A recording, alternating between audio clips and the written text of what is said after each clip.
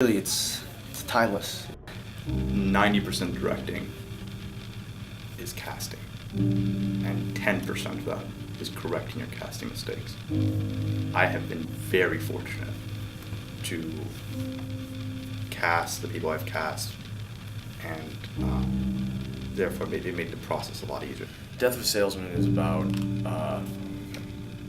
the failure of the American dream. It's a show that the themes are very much still there in people's minds since we're only 8 years removed from a financial crisis. To me, the play is all about family. On one hand, it's very meat and potatoes about family dynamic and relationships, and but at the very same time, there's lots of depth to it.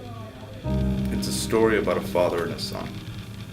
I want people to forget about the theme of materialism that Miller was trying to get forward. It is, in essence, a story about a father and a strained relationship with his son. The experience working with everybody, the cast and crew, has been great. It's rare that you get a chance to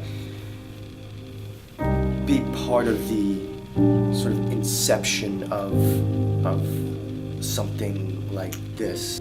For the most part, it's kind of just very free. It's a very free process, and I really appreciate that.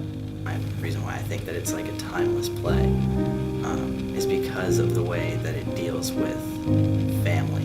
I think that is like the crux of the play. Or maybe when he's over here, maybe you want to travel and then grab it from behind the same way we did last time, just as long as you're not on the platform. It's all trial and error, so let's go from the same place. He cuts you off during that line, so you never say mom. You always had respect for, what do you know about it? Can we get kind of like a finger wag in the face or something really like me to him? You, Biff to Happy. Can we get something? He always had respect. What do you know about it? Whatever you say.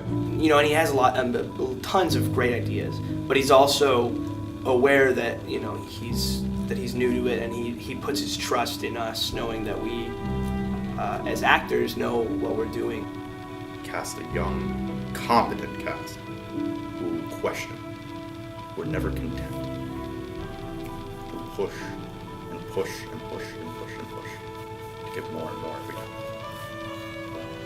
That's how it's been so far. We've been playing and having fun and figuring it out together. I love getting to know the cast. It's really made us bond more, particularly with my stage family, and now we can feel a little more like a real family, although hopefully we're less dysfunctional off stage than we are on stage.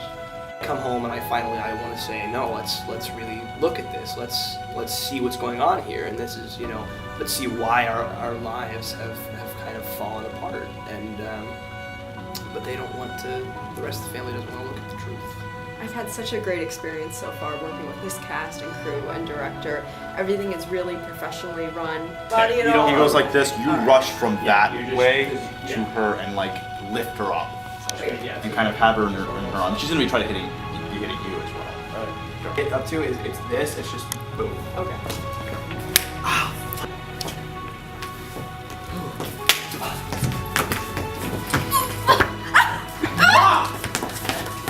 I think Death of a Salesman is about the dissolution of the American dream and the failure of expectations. The expectations we place on ourselves, on our children, and on our society. To me, to Biff, this play is about how when you are held up to certain standards and you can't meet those standards, that it can really destroy a person.